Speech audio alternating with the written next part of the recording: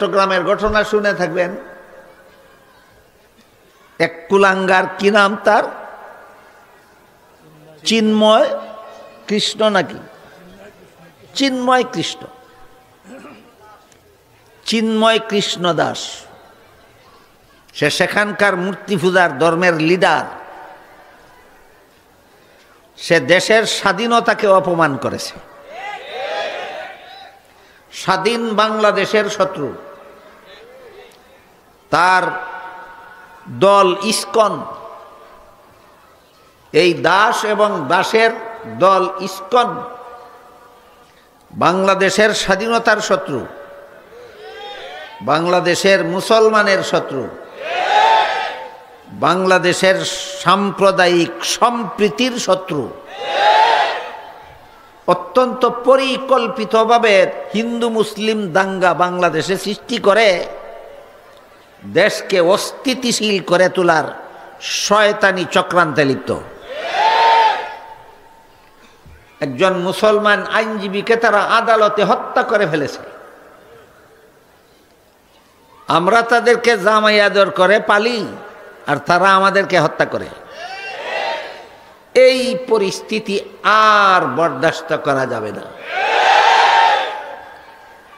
এখন আমরা 17 কোটি বাংলাদেশি একসাথে সরকারের কাছে আবেদন জানাবো, চিন্ময় কৃষ্ণ দাসকে ফাঁসি কাস্টে ঝুলানো হোক। আমরা সরকারের কাছে এই দাসের ফাঁসি চাই। আপনারা কি একমত? ইসকনকে আইনত নিষিদ্ধ ঘোষণা করা হোক। আমি আজকের এই সম্মেলনের পক্ষ থেকে শুধু নয়, বাংলাদেশের প্রায় 17 কোটি মুসলমানের পক্ষ থেকে বর্তমান অন্তর্বর্তী সরকারের কাছে এই দুটি আবেদন জানাচ্ছি। দেশের শত্রু, মুসলমানের শত্রু, সাম্প্রদায়িক সম্প্রীতির শত্রু চিন্ময় কৃষ্ণ দাসকে ফাঁসি চাই, এর দাসের ফাঁসি চাই। আপনারা একমত? ইসকনকে আইনত নিষিদ্ধ করা হোক। আমরা ইসকনের নিষিদ্ধতা চাই।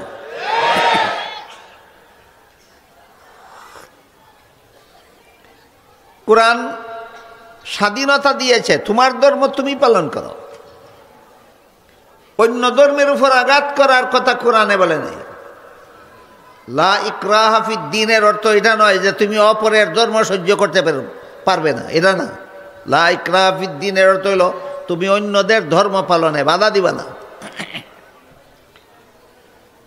গেল মালিকি ইয়াউমিদ্দিন আয়াতে দিন শব্দের অর্থ হলো কর্মফল। লা ইকরাহা ফিদ্দীন আয়াতে দিন অর্থ হলো ধর্ম। সূরা শুরার 13 নম্বর আয়াতে আল্লাহ বলেছেন আকিমুদ্দিন। এখানে দিন অর্থ কর্মফল নয়, দিন অর্থ ধর্মও নয়। এখানে দিন শব্দকে আল্লাহ ইসলামের সহি আকিদা অর্থে ব্যবহার করেছে। ইসলামের নিজস্ব কিছু বিশুদ্ধ আকিদা বিশ্বাস আছে, এইগুলিতে অটল থাকার নির্দেশ দিয়ে আল্লাহ বলেন আকিমুদ্দিন, ইসলামের সহি আকিদায় অটল থাকো। সহি আকিদাকে বাংলা অনুবাদ করলে বলা যেতে পারে বিশুদ্ধ মতবাদ। ইসলাম যাদের ধর্ম, তোমরা ইসলামের বিশুদ্ধ মতবাদে অটল থাকো। ইসলামের নামে ভ্রান্ত মতবাদ পোষণ করবা না। কাজেই সূরা শুরার 13 নম্বর আয়াতে দিন শব্দকে আল্লাহ ইসলামের সহি আকিদা বা বিশুদ্ধ মতবাদ অর্থে ব্যবহার করেছেন। আকিমুদ্দিন এর অর্থ হইল ইসলামের বিশুদ্ধ মতবাদে অটল থাকো। কেন আল্লাহ নির্দেশ দিলেন সেখানে? কারণ রাসূলের যুগেও কিছু লোক নিজেদের ধর্ম ইসলাম বলে দাবি করত, কিন্তু ইসলাম বিরোধী আকিদা বিশ্বাস পোষণ করত। আমাদের যুগেও এইরকম ইসলামের নামে ভ্রান্ত মতবাদী মানুষের অভাব নাই। আমাদের বর্তমান সমাজে যে সমস্ত লোকেরা ইসলামের নামে ভ্রান্ত মতবাদ পোষণ করে, এর মধ্যে এক দলের নাম হলো কাদিয়ানি।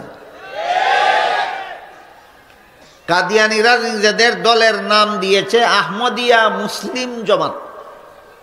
মুসলিম জমাত অর্থই হইল মুসলমানের দল। মুসলিম জমাত অর্থই হল মুসলমানের দল। অথচ এরা কোরআনও মানে না, হাদিসও মানে না। কোরআন কিভাবে মানে না আমি আপনাদের সামনে তুলে ধরছি, হাদিস কিভাবে মানে না আমি আপনাদেরকে দেখিয়ে দিচ্ছি। পবিত্র কোরআনের সূরা আহজাবের 40 নম্বর আয়াতে আল্লাহ আমাদের নবীকে খাতামান নাবিয়্যিন বলে উপাধি দিয়েছেন। এই শব্দটা আমাদের সকলের মনে রাখা দরকার। আমাদের নবীর উপাধিবোধক শব্দ খাতামান নাবিয়্যিন। হাদিস শরীফে রাসূল বলেন, লা তাকুমুস সাআতু হাত্তা ইউবআসা দাজ্জালুনা কাজ্জাবুনা কুল্লুহুম ইয়াজআমু আন্নাহু নাবিয়্যুন ওয়া আনা খাতামুন নাবিয়্যিন লা নাবিয়্যা বাদি। এর অর্থ হলো, আমার পরবর্তী কোনো ব্যক্তি যদি নবী হওয়ার দাবি করে তাহলে সে হবে মিথ্যাবাদী, দাজ্জাল। বলুন, গোলাম আহমদ কাদিয়ানী আমাদের নবীর পূর্ববর্তী না পরবর্তী? রসুল বলে গেছেন, আমার পরবর্তী কেউ নবী হওয়ার দাবি করলে সে হবে মিথ্যাবাদী, দাজ্জাল। কারণ বর্ণনা করে রসুল বলেন, ওয়ানা খাতামুন নাবিয়্যিন, আমার পরবর্তী কেউ নবুয়তের দাবি করলে মিথ্যাবাদী, দাজ্জাল হওয়ার কারণ হলো, আল্লাহ যে আমাকে খাতামান নাবিয়্যিন উপাধি দিয়েছেন, এর অর্থ হলো লা নাবিয়্যা বাদি, আমার পরে আর কোনো নবী নাই, আমি শেষ নবী। তাহলে আল্লাহ আমাদের নবীকে খাতামান নাবিয়্যিন বলেছেন কোন সূরার কত নম্বর আয়াতে? সূরা আহজাবের 40 নম্বর আয়াত। কাদিয়ানীরা কি মানল? কুরআন মানল না। হাদিসে আল্লাহ রসুল বলে দিয়েছেন এর অর্থ আমি শেষ নবী, কাদিয়ানীরা মানল না। সুতরাং কুরআনও মানে না, হাদিসও মানে না, কাফের। কুরআনও মানে না, হাদিসও মানে না, কাফের। কিন্তু দলের নাম দিয়েছে কি? মুসলমানের দল। এই রকমের বাটপারি যেন কেউ ইসলামের নাম নিয়ে করতে না পারে, এই জন্য আল্লাহ সূরার 13 নম্বর আয়াতে বলেছেন, আকিমুদ্দিন, তোমরা যারা মুসলমান তোমরা ইসলামী আকীদায় অটল থাকো, ইসলামের বিশুদ্ধ মতবাদে অটল থাকো, ইসলামের নামে ভ্রান্ত মতবাদ পোষণ করবা না।